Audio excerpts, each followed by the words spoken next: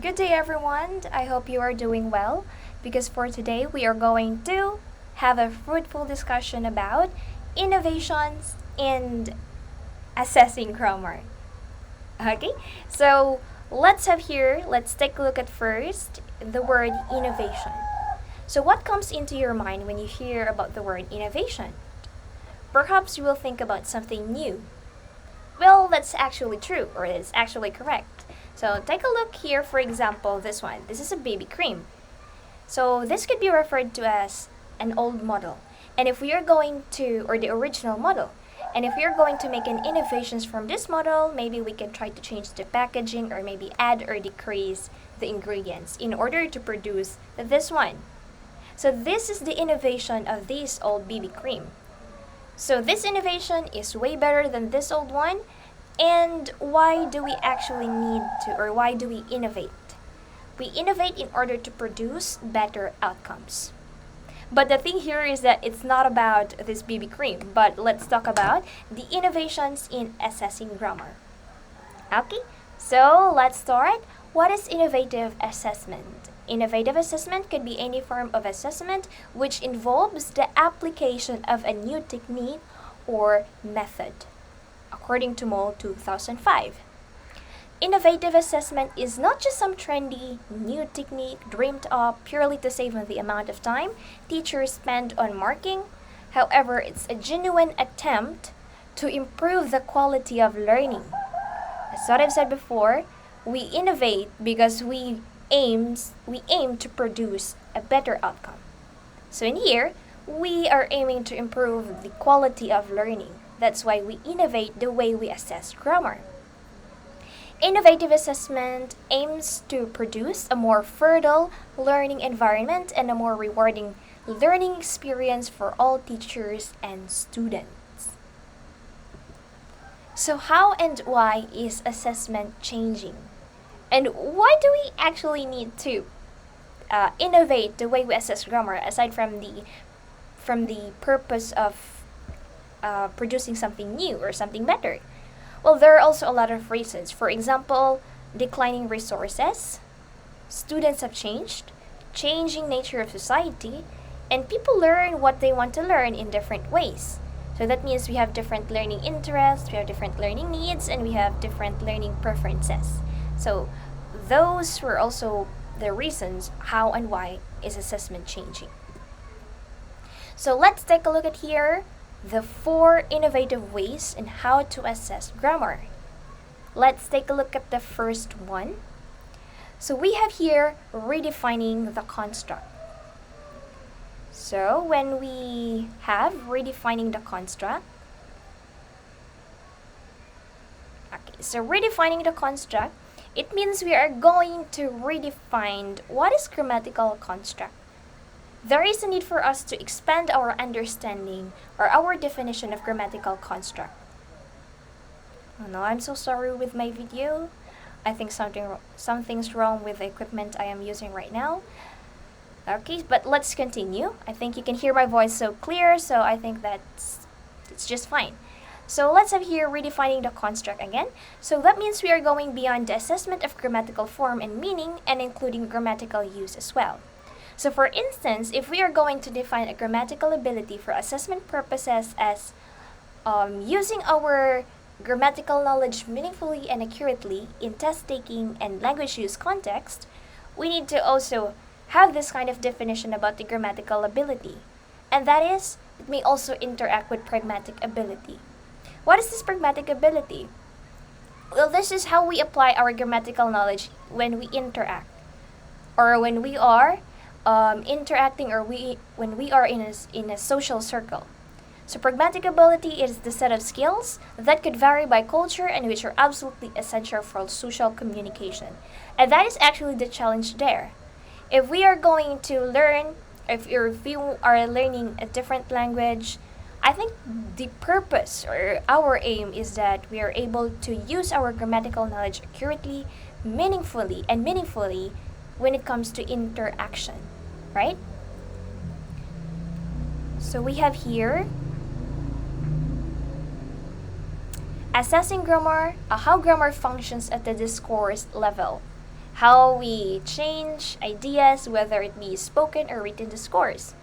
It also measures the use in cohesion, cataphora, grammatical focus, backgrounding, or foregrounding, as well as assessing students' knowledge of how sociolinguistic functions, such as constructing identity, conveying politeness, displaying power, etc., are realized grammatically. So that actually falls for pragmatic ability, right? How are we going to apply our grammatical knowledge in sociolinguistic context? Okay, so let's have here next. I have here a quote. Speakers have a choice of which of their grammatical resources to deploy. Grammar is not a linguistic straitjacket. Okay, so let's have here the next one. Let's have here partial scoring. So before, in the traditional approach in a grammar assessment, they're actually using the dichotomous scoring. So in the dichotomous scoring, the candidate must match everything correctly in order to get the maximum score allotted to the question and not score 0. Yeah, I think based from my experience, I actually experienced this way of scoring before.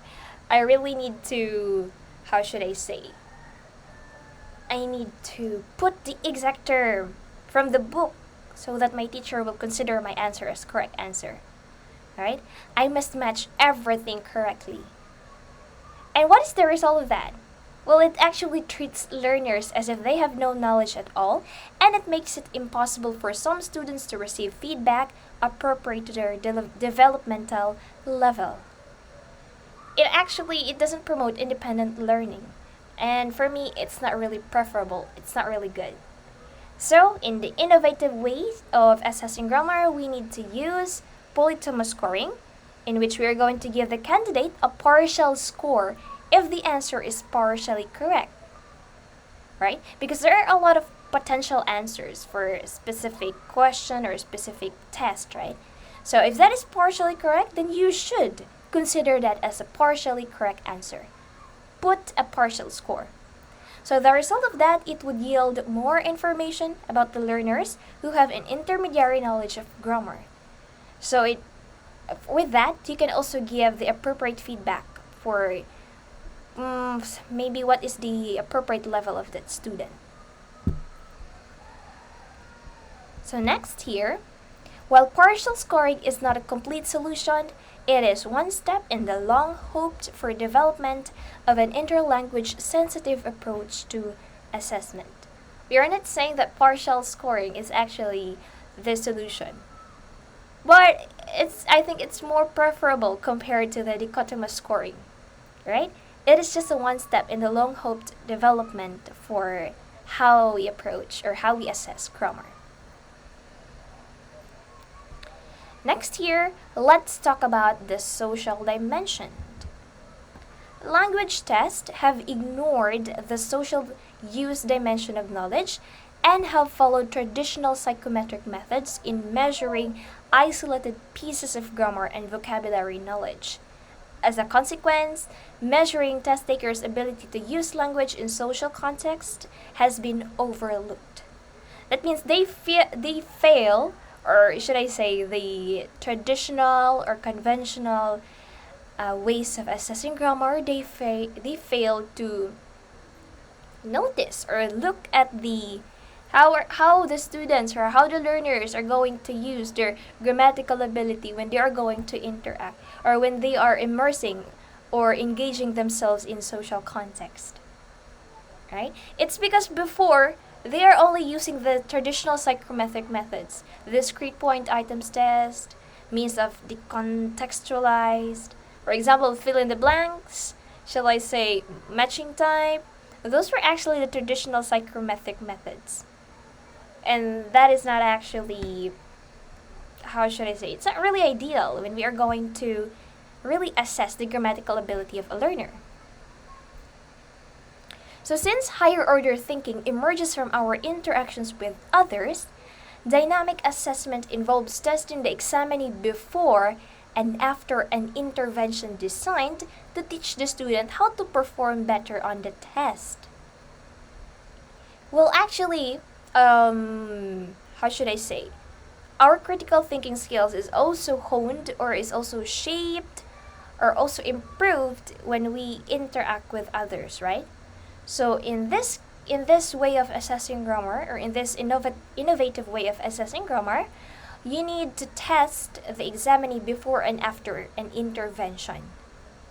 Therefore, the student's final score represents the difference between pre-test.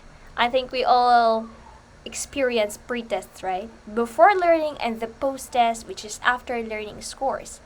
So when it comes to pre-test, some pre-tests are not actually recorded, but it actually measures or it reveals the student's level or grammatical ability, right?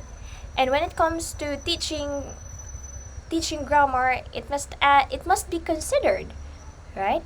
So pre-test and post-test are very important. So let's have here the last one, which is the standard. So what really is the target standard? Well, I think this is very much relatable. Cratchit and Nelson in 1999 point out that considering the non-standard features of indigenous varieties to be the result of L1 interference and fossilization would be wrong, because learners may not wish to emulate a standard, and standard models may not be available in the environment. That means we need to really discover or redefine the standard. What is actually the standard in learning a second language? Because when we talk about L1 interference, for example, my native language is Bisaya. But if I'm going to learn a second language, for example, English, an L1 interference will occur. That means my native language, maybe the grammar, the way I pronounce the pronunciation of my native language, it will influence in the way I learn English, right? So I think if you can notice, if you're learning English, there are some terms that you couldn't pronounce correctly because the way you spoke it in your own language or native language is actually different, right? So that is an L1 interference.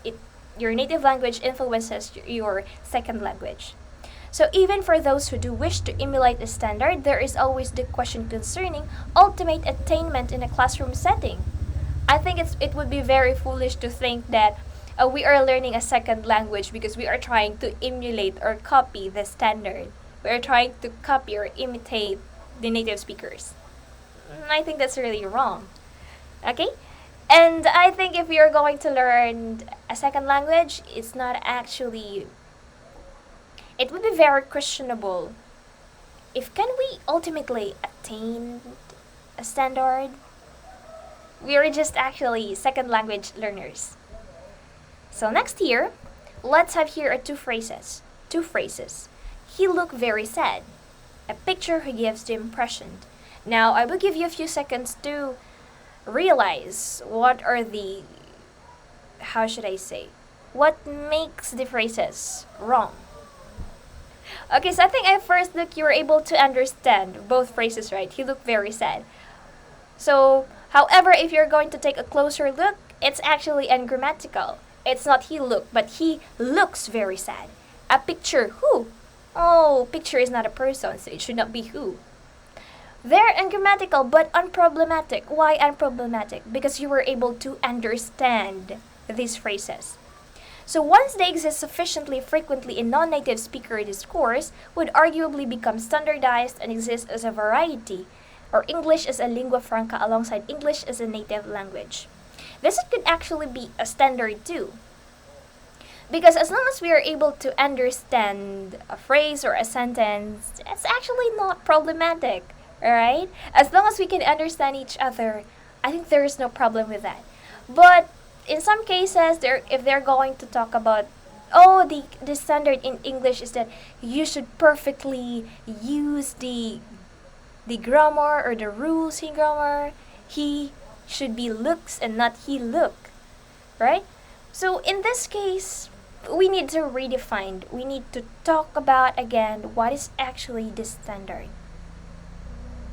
So we need to talk about. Oh, it's actually wrong if you're going to assume that second language learners are trying to emulate or copy the standard of a native speaker, because we are non-native speaker. We are second language learners. So our native language will actually interfere when we are learning a second language, right? So when it comes to teaching grammar, there are a lot of ways on how you should assess the grammatical ability of your student. Therefore, there is a need for you to really make use of the innovative ways in assessing grammar. If you're aiming for, how should I say, independent learners and really high quality education or learning, then there is a need for us educators to be acquainted of the innovative ways and also utilize them in teaching grammar. So that's all for today, and have a great day, everyone.